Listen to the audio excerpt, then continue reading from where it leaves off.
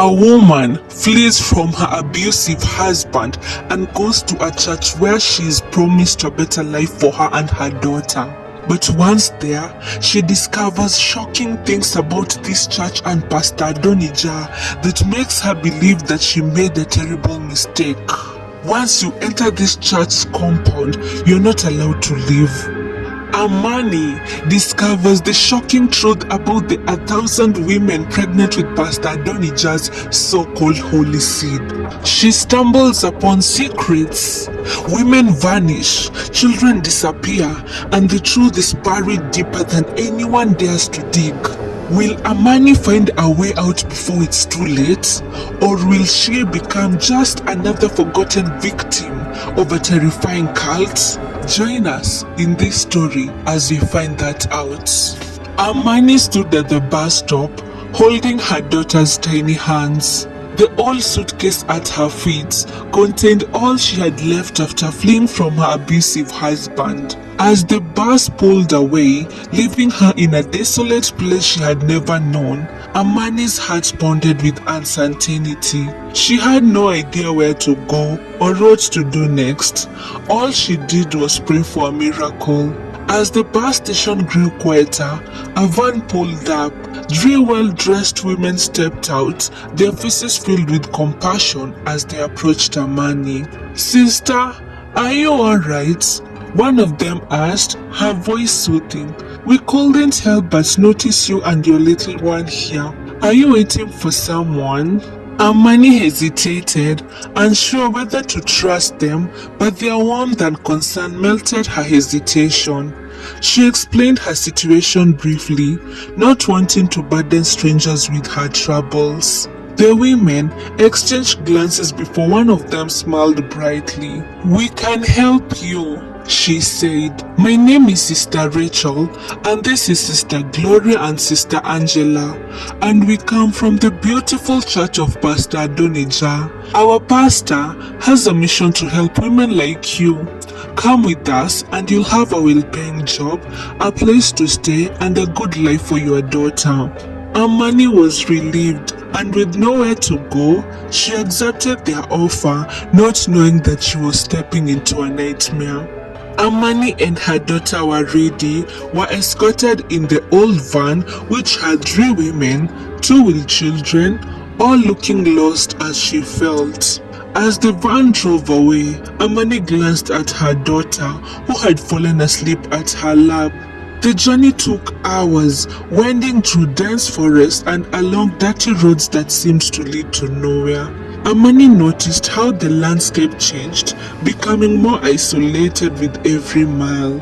"Where exactly is this place?" Amani asked, feeling a twinge of unease. "Don't worry," Sister Rachel assured her. "It's a bit isolated, but that is to protect the vulnerable from the outside world. You'll understand when you see it." The van finally stopped in front of a tall gate guarded by men in black uniforms. The gate opened slowly, revealing a large compound surrounded by high walls. The sun had fully set by now, and the compound was lit with dim lights, casting strange shadows on the buildings. Amani could see a large church at the center, flanked by several buildings. And then suddenly, the van doors opened and a man who had been introduced as Brother Gideon stepped out, gesturing for the women to follow. Amani and the others hesitated for a moment, then they exited the van one by one. As they walked towards the entrance of the compound, another man wearing a stern expression approached them. He was tall, with a face hardened by years of service to Pastor Adonijah. Amani noticed his intense gaze as he surveyed each woman. "Welcome, sisters," he began in a voice that was as cold as it was commanding. "Before you enter, there are a few rules you must understand. In this place, worldly possessions are not allowed. You must surrender all your phone, bank cards, money, and any other items you have with you. These things are not allowed here." Amani's heart sank. Her phone was her everything, her last means of reaching out for help if things went wrong. Her bank cards and money were all she had to start a new life to provide for herself and her daughter. Mercy, one of the women, turned to Amani, her eyes wide with fear. "We have to give them everything?" she whispered, her voice trembling. Brother Gideon, who had been watching the exchange, stepped closer. "There's no need to worry," he said, his voice slightly softer though still authoritative. "All your needs will be provided for here. Pastor Adonijah teaches that relying on material wealth hinders spiritual growth. Trust in him and you'll want nothing." Reluctantly, Amani reached into her bag and handed over her phone, her bank cards, and the cash she had left. The other women did the same, their faces a mix of fear and resignation. Brother Gideon collected the items with an expression of satisfaction, and then he said with a smile, "This is the Lord's sanctuary. Welcome to your new home." Amani and the other women were then taken to a communal hall where food was laid out on long tables. The other women and children ate hungrily, but Amani felt too nervous to eat much. Waridi, however, devoured her food, her innocent joy bringing a brief smile to Amani's face. After that, Amani and the women were led inside the women's dormitory, a long, narrow building with rows of beds lined up against the walls. The room was filled with women of various ages, some whispering quietly, others staring blankly into the distance. The atmosphere felt heavy. "You'll sleep here, Amani," Sister Rachel instructed, pointing to an empty bed. "And your daughter will be taken to the children's dormitory." Amani felt a sharp pang of anxiety as she watched her daughter being escorted to the children's dormitory. She wanted to be with her, to keep her safe, but the rules were strict. She was told she would see Waridi in the morning. As Amani lay down on the hard mattress, staring up at the ceiling, the events of the day replayed in her mind. She tried to convince herself that everything would be fine, that this was a new beginning, but deep down, a voice whispered that she had made a very terrible mistake. The next day, Amani awoke to the sound of a bell ringing. The dormitory was already buzzing with activity as women dressed in plain white gowns moved quickly, preparing for something. A stern old woman whose name was Great Sister Sarah walked around the dormitory, urging everyone to get up. "Morning prayers are in 5 minutes, don't be late," she barked. Great Sister Sarah was the eldest among all the women in the church. She had served Pastor Adonijah for years, and he trusted her, and everyone was expected to obey and respect Great Sister Sarah. Amani hurriedly dressed and followed the crowd to the church. The inside was grand with high ceilings and large windows, but it felt cold. The men were sitting in front of the church and the women after the men. Pastor Adonijah stood at the front, his presence commanding and intimidating. His voice boomed through the church as he led the prayers, calling upon the Lord's protection for the day ahead. As the prayers ended, Pastor Adonijah's gaze swept over the congregation, his eyes lingering on Amani for a moment longer than she was comfortable with. Amani quickly looked away, but the unease she had felt the night before returned stronger than ever. After the prayers, all women and men went into the dining hall for breakfast, except Pastor Adonijah, who went straight to his chambers. The smell of freshly baked bread and steaming porridge wafted through the air. The women were instructed to line up in an orderly fashion and serve the men of the compound first. The men were seated at long tables, their demeanor dignified as if their status required them to be catered to. The women moved quickly among them, placing tables of food in front of each man, ensuring that they were attended to before anyone else was allowed to eat. Amani's hands trembled slightly as she served, her eyes flickering nervously around the room. The dining area buzzed with the clicking of cutlery and sounds of men laughing happily as Amani finished serving the men their breakfast. Exhausted but relieved, Amani finally took a seat in one of the empty tables, eager to eat. She had worked hard and her stomach growled with hunger. Just as she was about to take her first bite, a sharp voice cut through the room. "Sister Amani!" shouted great sister Sarah, her voice echoing off the walls. "You cannot eat before the men have finished eating. This is a sacred rule." Amani's hand froze mid-air and she looked up in surprise. Great sister Sarah's eyes were cold and serious, clearly showing her disapproval. Amani looked around, her face flushed with embarrassment. Sister Rachel, a senior woman in the compound, quickly approached, her expression one of both shock and apology. "I am so sorry, great sister Sarah. I must have forgotten to remind Amani of the rules." Great sister Sarah turned and looked at sister Rachel. "Why have you not taught Amani the rules? This is unacceptable. Take her for a walk and explain the rules and regulations to her. It is very important that she understands her place here." Amani followed sister Rachel outside, her face full of embarrassment.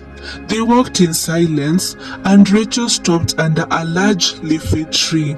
"Sister Amani," she began, her voice stern, "I understand that you are new here, but you must follow the rules without question. Men here come first, okay?" Amani, still confused and a bit frightened, couldn't help but ask, "Why do the men always eat first? Why are they always first? It doesn't seem fair." Sister Rachel's eyes narrowed. "Here, we do not question anything. Pastor Adonijah's ways are divine and meant to guide us. It is not for us to question, but to obey. Pastor Adonijah knows what is best for us." Amani felt a knot tighten in her stomach. She had hoped that joining this church could bring her and her daughter closer to safety, but she was now unsure. With doubts in her, Amani promised Sister Rachel that she would follow and obey all the rules. After the men had finished eating breakfast, the women were now allowed to eat. Amani thought she had seen it all until she went to the children's dormitory. The children's dormitory was separate from the main buildings and women were not allowed to go there to see their children, but Amani did not know this. Amani found her daughter sitting on a small bed playing with a few other children. Waridi's face lit up when she saw her mother and Amani's heart eased a little. An elder woman approached Amani with a gentle smile. "I am great sister Agnes. I help take care of the children here. Waridi is in safe hands." Amani smiled back, grateful for the kindness. "Thank you. I was worried." Great sister Agnes smiled with an evil smile as she said, "It's natural to worry, but Pastor Adonijah's church takes care of its own. And now, Waridi is one of Pastor Adonijah's children. She is no longer your child. Amani, we are all Pastor Adonijah's children. You shall never ever speak to Waridi again, okay? It's the rules, and Pastor Adonijah knows best." Amani left the children's dormitory confused. What did great sister Agnes mean by saying Waridi was no longer her child again? Why did this church feel like a prison? She wondered. Or maybe great sister Agnes was playing with me since I'm a newcomer. Amani thought to herself. Days turned into weeks and Amani began to learn more about Pastor Adonijah and his so-called sanctuary. The women were told that Pastor Adonijah was a man of God, chosen by God himself to cleanse them of their sins and remove demons from their lives. But it wasn't long before Amani began to notice things that disturbed her. Some women will disappear for days, only to return looking helpless, their spirits crushed. They spoke in whispers, their eyes darting nervously, and would not talk about where they had been or what happened to them. At this time, Waridi was enrolled in the compound school, and although Amani missed her terribly, she took comfort in knowing that her daughter was being educated. Still, Amani couldn't shake the feeling that something was wrong. The dormitory was overcrowded and the women barely smiled or spoke. At night, Amani would lie awake, listening to quiet sobs of other women, wondering what had brought them there. One night, as Amani was about to fall asleep, she heard a whisper from the bed next to her. It was a woman she had seen around but had never spoken to. "Be careful," the woman whispered. "Don't trust them." Amani turned towards the voice, alarmed. "What do you mean?" Amani asked. The woman hesitated, then spoke quietly. "Wait until the lights are off, and then follow me quietly." Amani felt her heart quicken, but she nodded silently. Something about the woman's warning sent a chill down her spine. She had sensed that something was off about the compound from the very beginning, and now her suspicions were about to be confirmed. Once the lights went out and the room was cloaked in darkness, the woman quietly rose from the bed and motioned for Amani to follow. Careful not to make a sound, Amani slipped out of the bed and padded softly across the room. Together, they crept through the dormitory and out into the cold night air, the only light coming from the moon hanging low in the sky. The woman, whose name was Naomi, led her to a secluded area behind the women's dormitory, where a rusted trailer stood hidden from view. As they approached, Amani could hear faint sobbing coming from inside. "This is the punishment trailer," Naomi whispered, her voice shaky. "Any woman who disobeys Pastor Adonijah's rules ends up here." Amani's eyes widened in horror as they peeped through a crack in the trailer's door. Inside, several women sat huddled together, their faces drawn and defeated. Some had visible bruises, others bandaged, while others stared at the ground broken and silent. "They are punished for speaking out or trying to leave," Naomi explained. "Once you're in there, it's hard for you to come back. Most never do." Amani felt her stomach twist in fear. She had no idea that such cruelty existed within the compound. She turned to leave, but just as they were about to slip away, they heard voices approaching. Quickly, they hid behind a large bush, holding their breath as Brother Joshua and Brother Gideon approached the trailer. Their voices were low, but Amani and Naomi could still make out what they were saying. "Those women who tried to escape last night, they didn't get far," Brother Joshua said, his tone grim. "They never do," Brother Gideon replied with a cruel chuckle. "Pastor Adonijah ordered them to be buried. We can't have any troublemakers around." Amani felt a surge of panic rise in her chest. They were talking about burying women alive? Her heart pounded in her ears, but the conversation grew even darker. "And what about their children?" Brother Joshua asked. "Taken care of. They'll be sold as set slaves in the city," Brother Gideon responded coldly. "The van's already on its way to pick them up." Amani's eyes widened in horror. Her breath caught in her throat as she watched the brothers walk away. Once the men were out of sight, Amani and Naomi slightly crept after them, their bodies tense with fear. They followed at a distance, carefully not to be seen. In the distance, they saw a van parked near the children's dormitory, its engines running quietly in the night.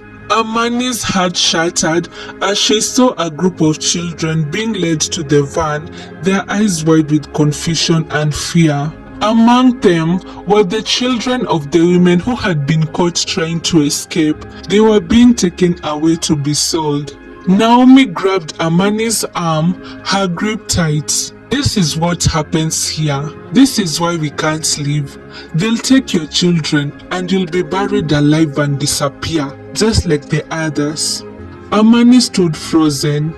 The promise of a better life was a lie. This place was not a safe place. It was not a sanctuary, but a prison, and she was trapped. As she watched the van drive away into the night, carrying the innocent children to a fate she could hardly bear to think about, Amani knew she had to escape. But now, the stakes were higher than ever. Will Amani finally find a way to escape in this prison of a church? What else will she discover in this church full of secrets? Join us in part 2 as we find that out. And my loves, don't forget to subscribe and hit the notification bell so that you'll be notified when I drop the part 2 video. Kwaheri!